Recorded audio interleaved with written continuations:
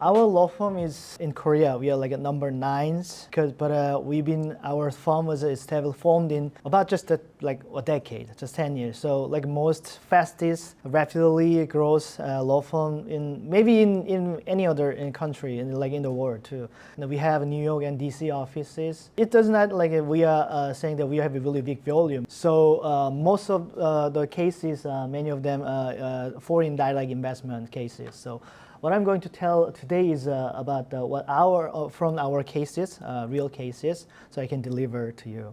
I was in Syracuse, yes. I was my house is in Crawford Avenue, 13224. So my brother-in-law live there, so I time to time visit to the Syracuse and stayed at my home. So it's very close to the Westcott. I know that the JDI students, still you have to come to the school maybe once 6 months for the certain time, so at least a week.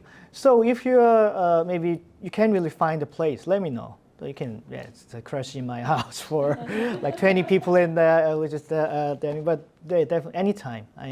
So it'll be fine. It'll be me and another Aisha. She was my only classmate for the LLM, but another JD student was another around like 180, around that many students will graduate at 2013. JD students numbers I think is maybe a little bit lower than at that time. Compared to that, I think JDI student number is more growing. And then that means very successful. And then I know that the bar pass rate is much, much better than me.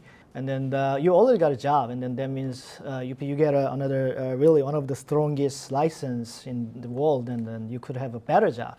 So it's really, I think, golden way for you to take JDI program. Of course, I don't say that your program is easy. I heard that somehow is much difficult than the JDR program, because you have to do the studying and at the same time you have to you have to make some living too. You have to go to your office.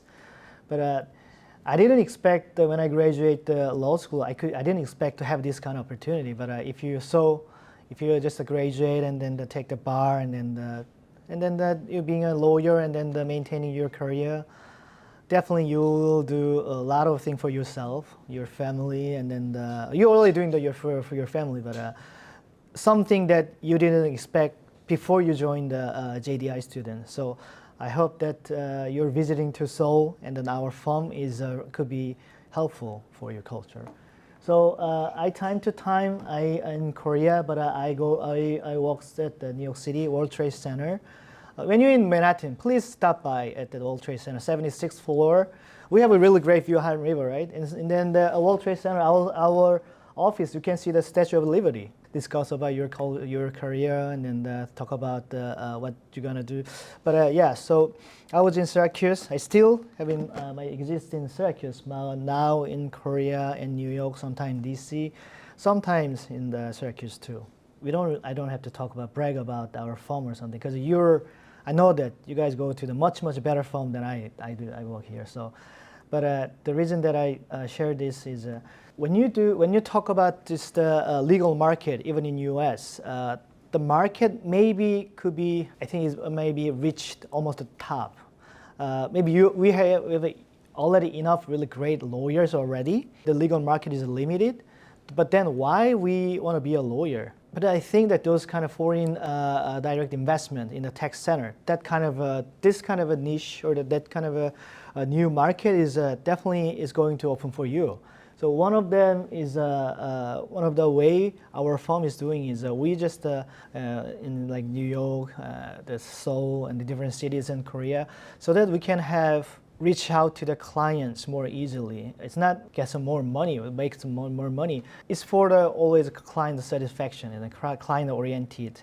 Because I'm Korean, and then there's a many Korean American society population are in New York and New Jersey area, of course in California and maybe Atlanta too.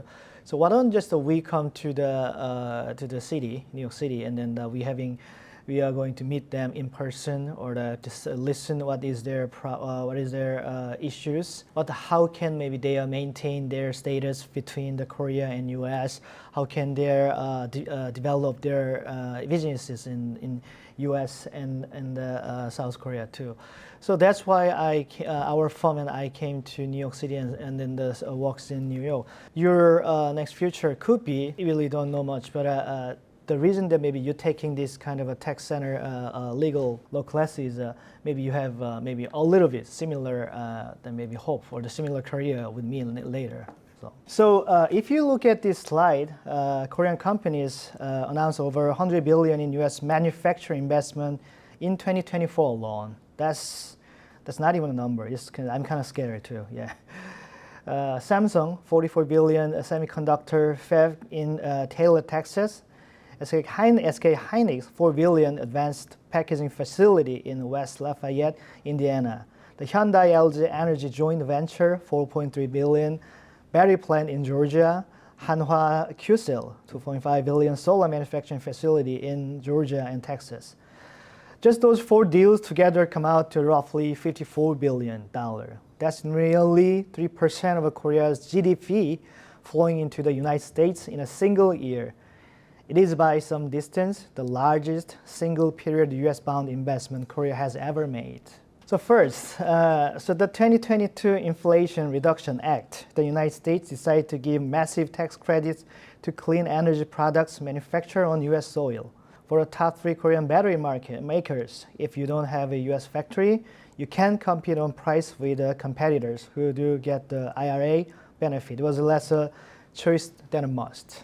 Second, the CHIPS Act, CHIPS Act, also passed in 2022. The U.S. decision to bring semiconductor manufacturing back home was translated into 52.7 billion in subsidies and 25% investment tax credits. The reason Samsung is putting $44 billion into Texas is that the subsidy and the tax credit change the underlying economics of the project. The third, U.S.-China decoupling.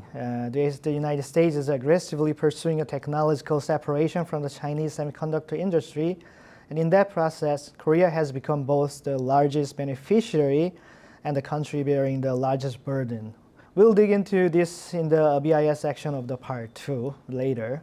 So this kind of a data shows that our just for Korean one of the biggest manufacturers really wants to invest in the United States. They need lawyers. They need not just accountants, but they need a lawyer who understands the tax side, and also they understand they need to see this compliance, legal compliance for the employment, of course, tax issue, auditing. So this is just for 1 year alone, but we'll have this more and more. So I hope that you are maybe have interest in this kind of sector too.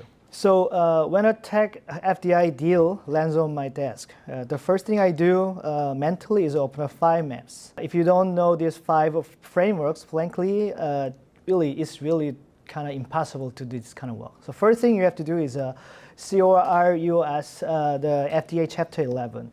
You don't have to really understand, memorize all this work, because you're going to do this over and over again. But this investor chapter of the Korea and U.S. Free Trade Agreement, for me, as a Korean and an American lawyer, it gives Korean investor a right to non-discriminatory treatment in the United States, and across the ISDS dispute resolution if needed. ISDS rarely gets used in practice, but the sentence that this could implicate Korea's rights has changed the posture of a U.S. government counterparts on more than one occasion in my career. FIRMA 2018, the Committee on the Foreign Investment in the United States, when a foreign company acquires or take a meaningful equity position in a U.S. company, CFIUS reviews the transaction of the national security implication. So the semiconductors in this tech center, most of the country is very heavily regulated to the import or the export. The United States they heavily regulate to import of the tech centers, any of this technology or even investment. So when I consult my Korean clients who wants to invest in the United States, I definitely have to go through with this with the clients. And BISF export control. The export administration regulation enforced by the Bureau of Industry and Security and Commerce. The two waves of the regulatory changes, October 2022 and October 23.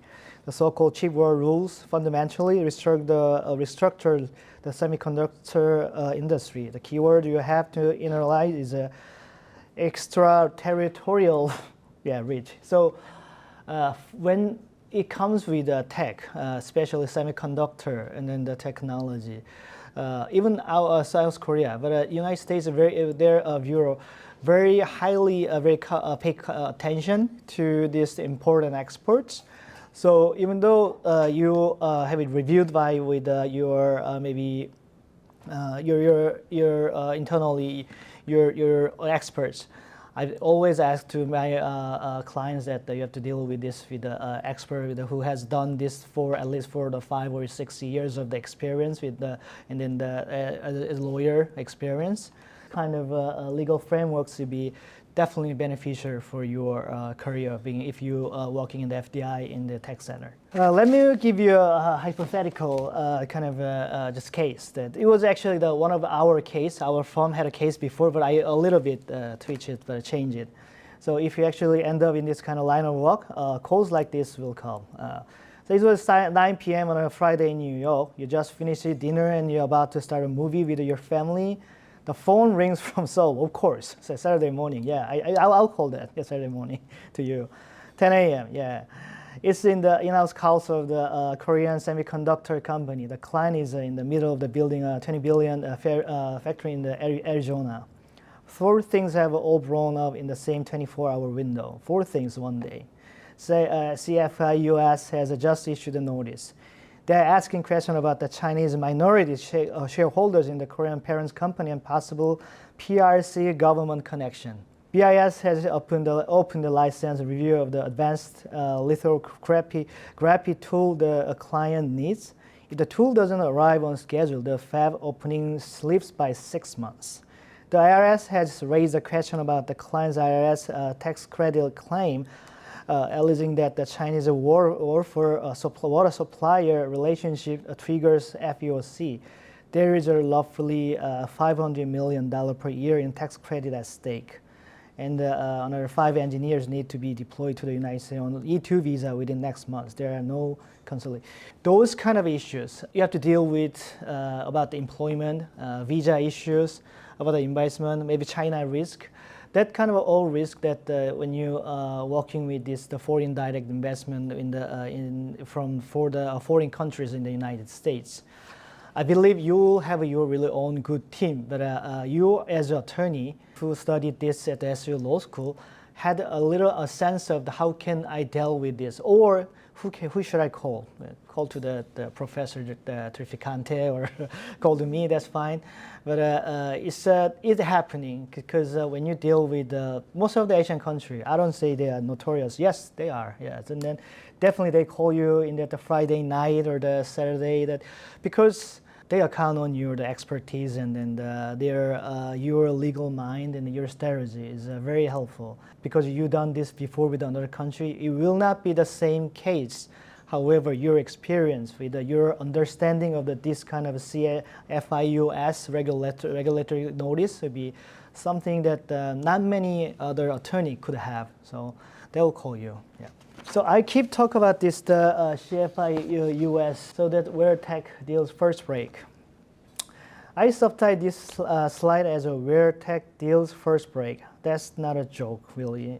CFIUS jurisdiction is defined by the concept of the covered transaction, or foreign person acquiring control of the U.S. business. So, and also covered when the target is a TID business. The definition is a control is broader than the people expect. It's not a hard it's like 5% of the equity stake combined with a board observer, right, has been treated as a control. So only 5% could be, they as a regulator's view, could be controlling the company too. I don't really have to go through all these things, but I mentioned this CFIUS many times. So please review the CFIUS, and then if you have any question about this regulatory frameworks, let me know. That you can send me an email or what kind of a case I can share with you. That'd be more helpful today. So when a CFIUS deal actually walks in the door, I walk in the 5-step. So first is the diligence, the target. We have to do it as an attorney. With the due diligence is it's great. You can build your hours. So that's my favorite. Yeah, and map the Korean buyer's ownership. I mentioned the Samsung and the SK and then the Hyundai, LG, and all those big corporates. But their ownership could be very surprisingly different, very complicated than we could expect. It's been very those companies been very old, been well organized for a long time. Their structure is very owner-oriented. As a lawyers, as a legal experts, you have to understand that this organizational structure and then the governance, that's very important. And then who should I report first? And then who has a really more voting rights, who has more dividends. That kind of understanding could be very efficient. It's maybe not very directly relate to your legal opinion letter or your works, but it definitely is much better for the decision making, because it makes it efficient if you understand well for the Asian companies' organization or governance structure. Pre-filing communication. Before filing, of course, you have to talk with the CFIUS staff. You have a chance to do that. They are allowed to do that. So before you're filing, you have to enough discussion with all these theories, and then your opinions. Then they will give you some more advice. One thing is that when I talk to one of the staff, they are good with their filing, their parts. But if I have if I ask to a little bit different question that their scope, they have to transfer me to another person. It takes another 3 days. So, but yeah, we have to get used to it. And strategic filing decision and the mitigation agreement negotiation. So due diligence and the understanding of your client structure is very important for me. Now the BIS export control, what the press calls a chip war. If you follow the timeline on this slide, you can see exactly what happened over the last 4 years. 2022 October, in the semiconductor industry, this date is known as October 7. Yeah, 3 things were locked down in a single day. Advanced computing chips for the export to China, advanced semiconductor manufacturing equipment for export to China, and U.S. person supporting the operation of fabs in China directly, then 9 U.S. national engineer working at the Samsung Z and fab and SK. This Chinese factory had to step away immediately because semiconducting industry was a very after 2022 October 7, even before they've been watching this semiconductor manufacturing very highly. But after October 7, for me it's kind of a penalty or almost. So most of the Korean company have to change all their strategy for the manufacturing, the equipment, their sales point, marketing strategy. So it was a big day. Yeah. VEU validated end user. It's a status granted by US BIS that says we trust this particular foreign company enough to exempt it from some of the general export control restrictions. 2 companies, 3 facts. The Korean companies granted VEU status in October 23 are 2, Samsung and then I think SK Hynix at that time. But now because their factory is in China, so if the CFIUS is anti-door for its tech deal and the BIS is kind of an ongoing condition of the tech operation, then the IRA, FEOC determines the economics of a tech investment. What is FEOC? To qualify for the IRA tax credits, particularly the 30D EV credit, so like $7,500 per vehicle, the 45X advanced manufacturing production credit, your supply chain must be free of foreign entities of concern. The basic definition is entities with a defined level of connection to the government of China, Russia, Iran, and North Korea. The threshold starts at the 25% or more ownership or voting power held by those four government or entities under their control. The 25% is only the starting point. The May 2024 final guidance introduced the concept of effective control, even with a lower ownership. If board seats, contractual veto rights, or the licensing dependencies establish substantive control, the entity may be deemed FEOC. So three approaches by the Korean battery makers. The LG Energy Solution. I think this building was occupied by the LG Energy Solution too. Yeah. If you go a little bit, I think you encounter too. There's LG Twin Towers right over here. There's a huge company, and then they restructuring the JV equity with the Chinese supplier, and then the reducing Chinese side the equity in the JV below 25%.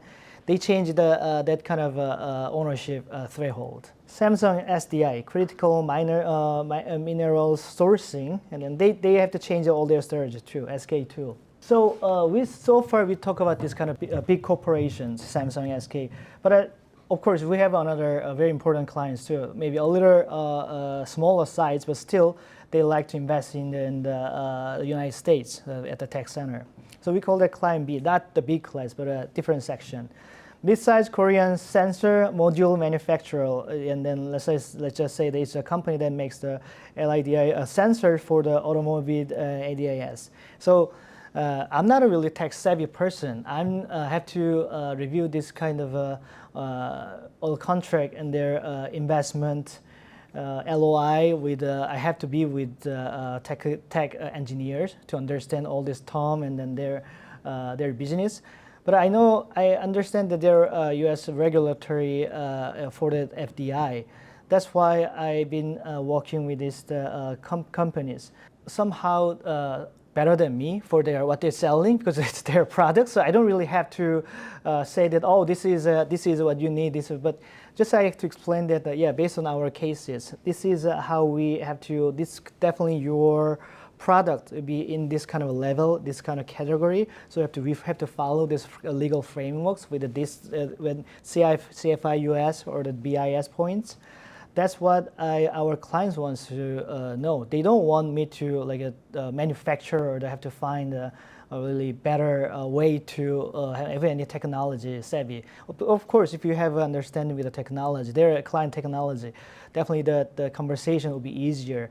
But you don't really have to be an expert on their client's business. So sixth mechanism we designed was, so we have to, for the equity, as I explained it, we have to the restructuring the entity organization, the structure with partners, as a capital partners, maybe 35%, business partner like 25%, client maybe 40%. So equity reflect the contribution value, that points. And then the voting right is also very important.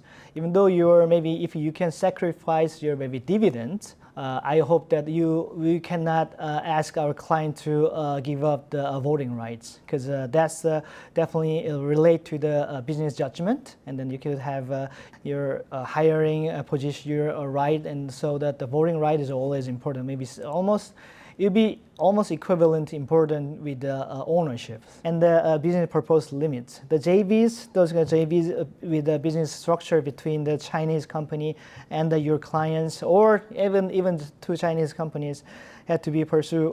The business purpose was very narrow in the article today, just that only limited to only that kind of just products only, yeah. And then the IP protection. Then our firm has really good IP lawyers and patent agents over there too. But the IP protection is always very important. All because that's the Chinese part too. For China, the IP is one of the national, like the U.S. is a national security too. Is even like one really stupid email has gone out from the China, maybe you could be accused for you'll be held for like Chinese national security violation. So. The IP protection framework is very important. And trade secret. Trade secret is a kind of a very useful tool that then we can make more wider to protect your client's business. If you have the that's what I like to do. That if you have a scope, of course, it's very specialized. But if you structure, wrote for the trade secret part, the provision, then the many of your clients' business be protected. So this kind of a mechanism I like to design with the client is important. That's what I do, for my clients. It was, I think this is one of our clients' case, that the Panex Japan inbound investment. This kind of opposite directions. So it's not involving the U.S. The investment is one of our clients, the Japanese companies invite investment into Korea. When you work as a U.S. attorney, maybe in a foreign country, I believe you have that opportunity too. If you want, you could work in like London, or the Dubai, or the Japan in Korea and Seoul too.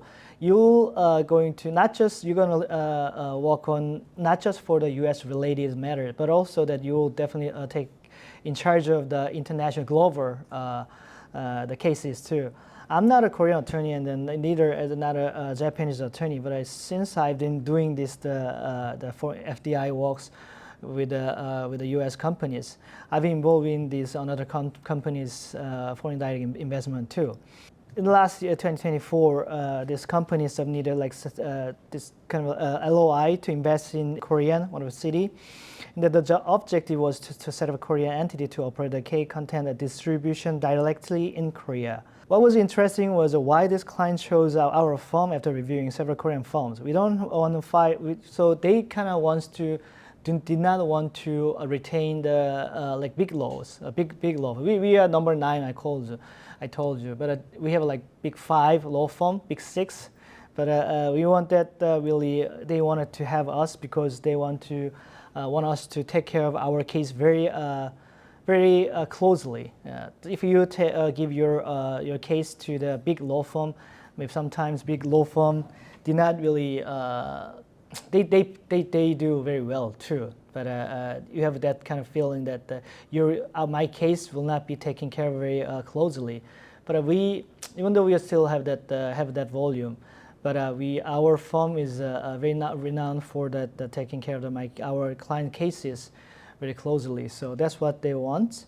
And then sometimes our firm, even though we're not a big law, but still we have, as I explained, that we have not just attorney, but we have accountants, we have IP lawyer, and then the patent agent, we have the broker, custom brokers. So also that the employee labor consultants, they maybe use just the IOR. That means IOR qualification. Importer of the receiver, importer of the record was not that company's name. They used to hire another broker in the U.S. They use their bank account to pay their taxes, shipping their products, because it's cost effective. But when the issue, this kind of a CAP, the custom issue, is broken, then it's really hard to claim their own tax refund to our company. Those tax refund really likely to go back to this broker's account. So then we have to provide another legal opinion letter that that money actually was to my client's money, and then or if the CBP does not really allow that, you have to go to another litigation. The tariff issue was still ongoing, and the big companies, they having more than $1 billion tax issues. So you're as an attorney and who understand FDI and then the foreign countries, this custom and border, the exchanges, imports, definitely this kind of case would be could be very lucrative. I've been just talking go through all this big, and then so tech FDI is very important, and then especially for South Korea as a Korean. We don't have really a lot of natural resources. We don't have oil, or we don't have gas, or we don't have much minerals. We only have our human resources, and then the importing and the shipping and the logistics is very huge, important our business. Now we have a technology sector, semiconductor, AI, the new startups is very doing well. So that means as an attorney who understand that this industry and this business, I can do more works to do. So I hope that you will do this too. Or also the number 2 is be a translator. Translator does not mean like you can translate from Korean to English or the Chinese or the French. Understand that another cultures, another country culture, another Asian culture, European, African culture, and then being a liaison or being a kind of cultural translator as a lawyer. Definitely, because your clients will not be just limited to in Syracuse, and your clients all over the world, and then they will send you they call you middle of the night, and then that's definitely maybe unprofessional. But their time is like 2 p.m. and then the business hour, and then they cannot work after 4 p.m. So understand the client culture, understand not just clients, understand another culture. And then the number 3 is what I just started this presentation today, network. I got really huge fortunate from the SU Law School, not just being a lawyer.